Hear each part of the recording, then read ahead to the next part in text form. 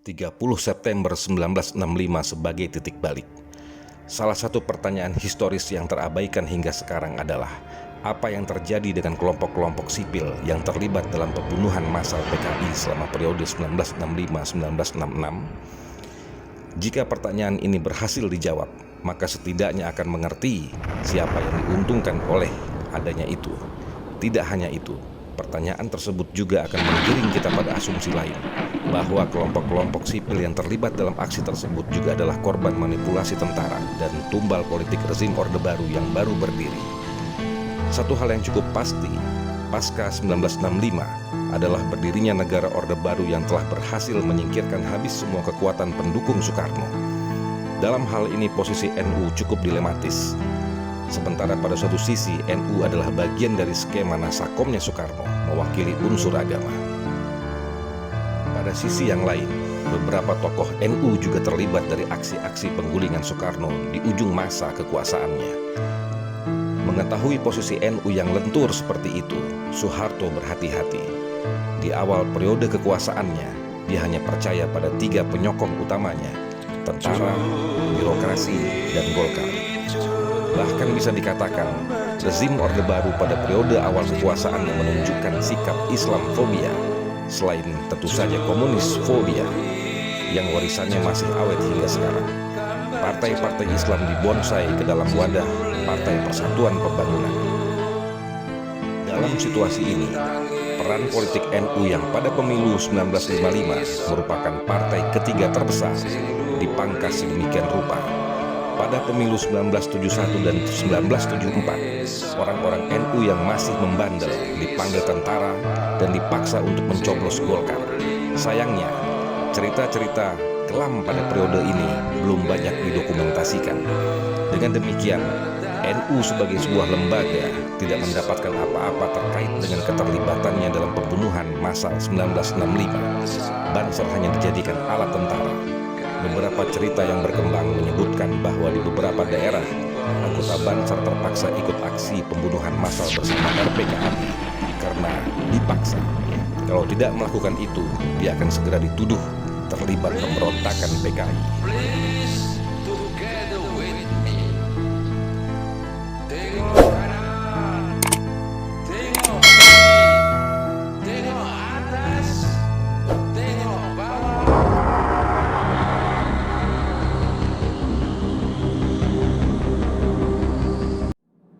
Globalisasi di Asia memiliki sejarah gelap.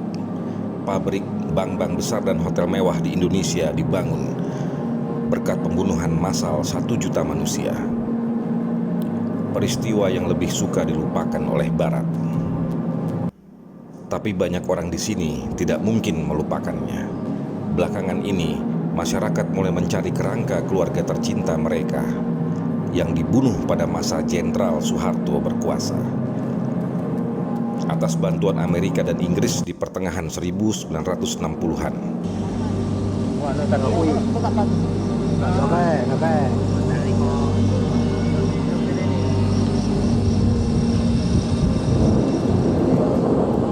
Sampai saat ini fakta tragedi itu masih tetap gelap.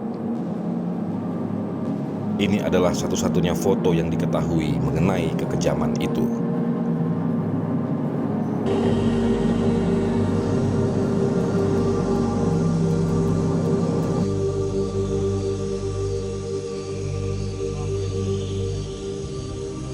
One day in early October 1965, a gang of thugs entered this school in Jakarta and beat to death the headmaster. He was suspected of being a communist. His murder was typical of the slaughter of more than 1 million people, teachers, students, civil servants, peasant farmers. Described by the CIA as one of the worst mass murders of the 20th century, the origins of this terrible episode have been covered in mystery. Certainly it brought to power General Suharto. But what is now emerging is the extent to which he was secretly backed by the United States and Britain and by Western business leaders. Within a year of the bloodbath, Indonesia's economy was effectively redesigned in America, giving the West access to vast mineral wealth, markets and cheap labor, what President Nixon called the greatest prize in Asia. Jasa besar Soeharto bagi bisnis Barat adalah dirinya menyingkirkan pendiri bangsa Indonesia modern, Soekarno, seorang nasionalis yang yakin pada kemandirian ekonomi rakyatnya. Soekarno menentang masuknya korporasi Barat ke Indonesia dan mengusir agen-agen Barat seperti Bank Dunia dan Dana Moneter Internasional atau IMF. Hanya karena salah satu jenderalnya, Soeharto, berkuasa, terbukalah pintu upeti terbesar dari Asia. When the Suharto regime came in after the putsch, they were able to make a lot of the fact that they were calling the IMF and the World Bank back in. They were going to rescue them, you see, and British propaganda in particular made a lot of this. You know, the IMF was decent and it was going to bring order and everything was going to be lovely in the Indonesian garden. And as I say, a British diplomat still alive has said to me that was very much a part of the deal. Diam-diam Inggris dan Amerika berkonspirasi mendukung Jenderal Soeharto. Duta besar Amerika mengaku bersimpati dan kagum akan hasil kerja Angkatan Darat.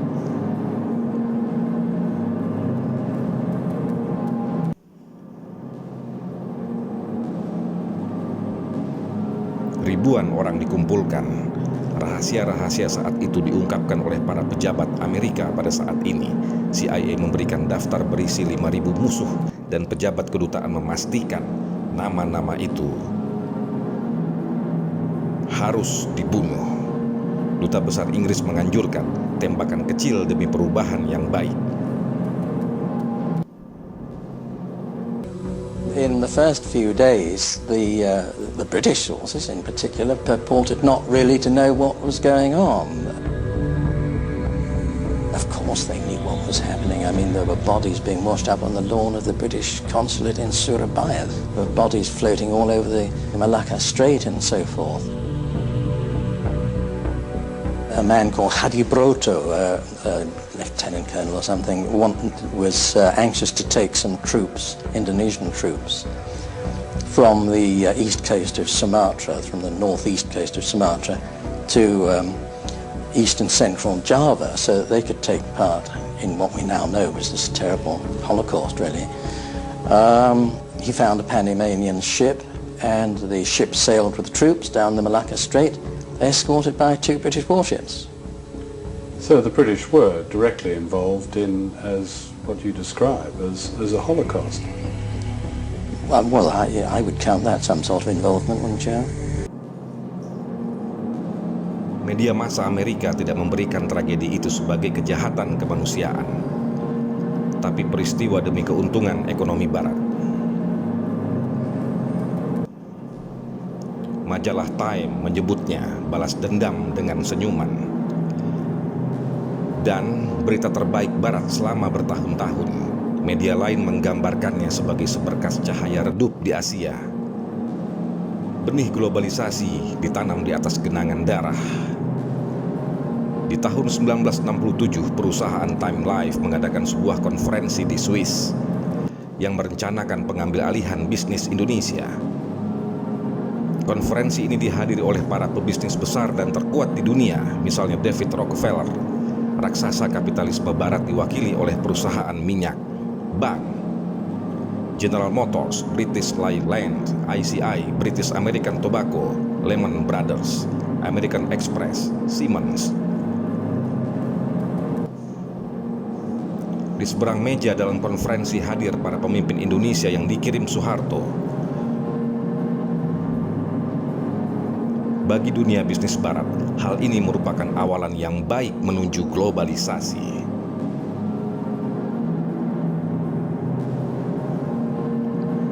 Tidak seorang pun berbicara mengenai pembantaian 1 juta manusia itu.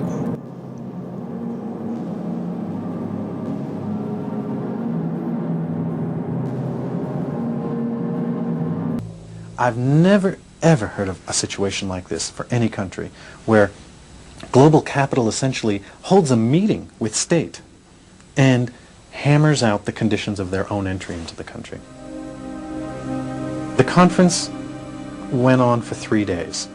The first day was when the Indonesians spoke and essentially made their case. They divided into 5 different sections on the second day. Sectoral meetings, mining in one room, food services, light industry in another, banking and finance in another, Chase Manhattan was there, and simultaneously they hammered out policies that were going to be acceptable to these global investors on a sector-by-sector basis, with each of the people going around the table saying, this is what we need to see, this, and they basically designed the legal infrastructure for investment in Indonesia.